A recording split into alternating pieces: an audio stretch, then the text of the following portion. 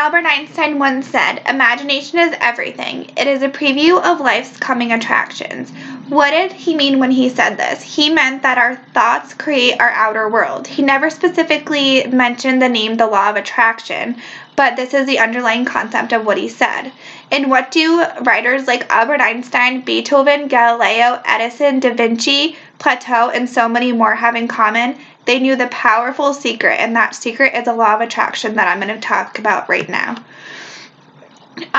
In the 2006 movie The Secret, author and motivational speaker Bob Proctor said this: "How come it is that 1% of the population owes 96% of the money being earned?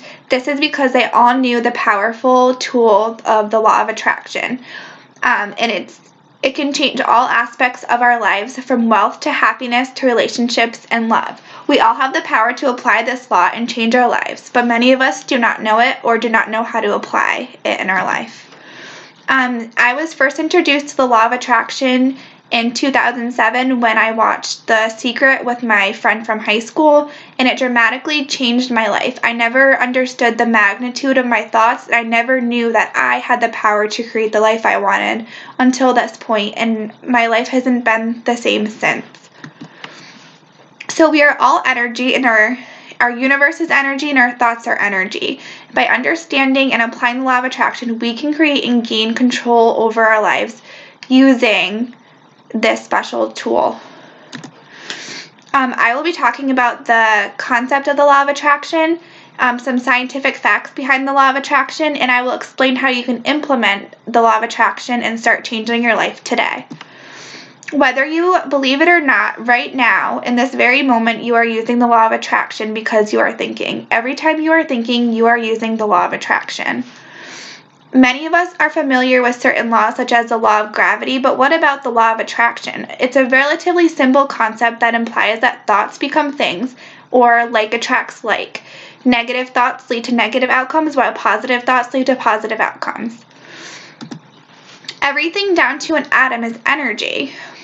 Our thoughts are also energy. We are like magnets. The frequency that we send out in our thoughts is what comes back to us and what is created in our physical world. To prove this, Dr. Masaru Emoto, a Japanese scientist, did a study on water. And what he did with this study is that he used loving words and he applied them to snowflakes.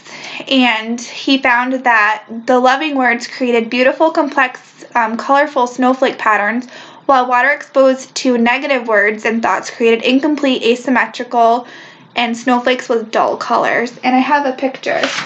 This is the snowflake that was exposed to the negative words and thoughts and vibrations, and you can see it's not very attractive. And this is the snowflake that was exposed to the loving, good vibrational thoughts and frequencies, and you can see that one is much prettier. So the law of attraction is an relatively old concept. In 391 BC, Greek philosopher Plato stated that like tends towards like. In a lecture entitled "The Waves in Water, Air, and Ether," J.A. Fleming said, "All branches of physical science demonstrate the fact that every completed manifestation of whatever kind on whatever scale is started by the establishment of a nucleus, infinitely small but endowed with unquenchable energy of attraction." William Walker Addison wrote in his book, Thought, Vibration, or the Law of Attraction in the Thought World, "The more you desire you have for a thing, the more you love it. The more you love it, the greater will be the attractive force exerted towards its attainment, both within yourself and outside of you." Another example of this concept was in the Yosi Medical Journal in 2007. Korean researchers found that there was a strong connection between positive thinking and overall life satisfaction in the population, which is an example of the law of attraction applied.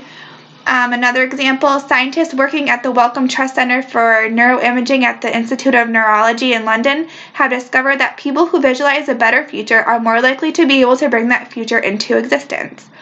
And they stated this in their publication. The ability to construct a hypothetical scenario in one's imagination prior to it actually occurring may afford greater accuracy in predicting its eventual outcome. So this is, again, pointing out the importance of imagination in creating our life.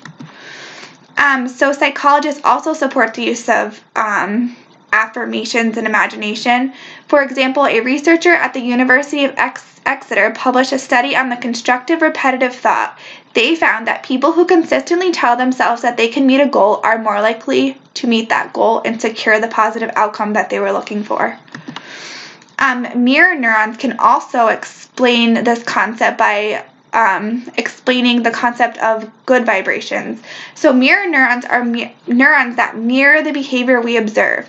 In other words, when we see someone radiating positive energy, the response is mirrored in the brain of the observer. This can draw them to act positively towards you as well. Meanwhile, studies on the amygdala, the brain's emotional center, show that we induce feelings of fear and anxiety in others if we ourselves are fearful or anxious. This further explains the law of attraction. Serres claims that negative thinking can prevent success, well-being, love, and human connection. Geneticists show that limiting beliefs are inherited. So what does this mean? I want to talk about a study in Atlanta that found that when that mice that were associated with the scent of a cherry blossom and electric shock became so sensitive to the scent that they actually passed their fear to their offspring through their genetic code. So this means that even mice that did not experience a shock will fear the scent of a cherry blossom. So why I'm sharing this story with you is that you may have beliefs that are holding you back, but you're not solely responsible for them. But you do have the power to overcome them, and using the law of attraction is a very powerful tool. I want to share with you two stories from the law of attraction. One story was about a guy who was constantly harassed. He had tons of negative thoughts. He hated his life. He hated his job. And one day he just sent his boss an email and he laid all this out on the table for him. And his boss responded with, "Why do you always think about what you don't want in life? Why don't you start focusing on what you do want in life and being more positive about your life?" So he went back and he decided to do this, and his life dramatically changed. He was no longer harassed at work, and he started to have positive outcomes by changing his thought patterns. There was another story about a guy who created a vision board, which I'll talk about later. And he put a house on the vision board, and he wanted this specific house, or he wanted one like it. And he ended up getting that specific house because he thought so positively about that house, and it happened to be the same one that he ended up buying.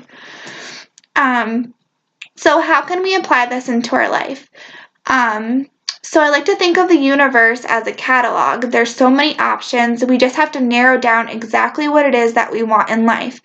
A tool to do this is to create a vision board. Put everything on the vision board that you would like to manifest into your life. And when you think about these things that you want to manifest, think about them as if you already have attained them. Don't think,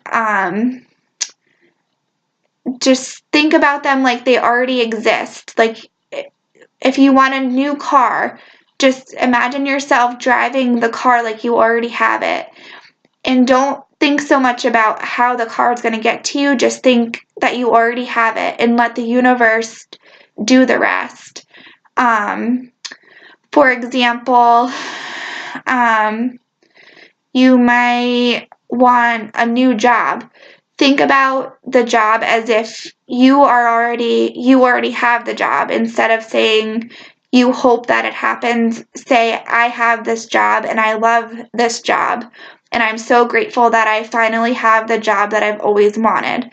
And this can be very, very powerful And I hope that you enjoyed this today, and I hope that you can use the power of your thoughts to create the life you want. And don't forget that you're always one thought away from a more positive and abundant life. Thank you.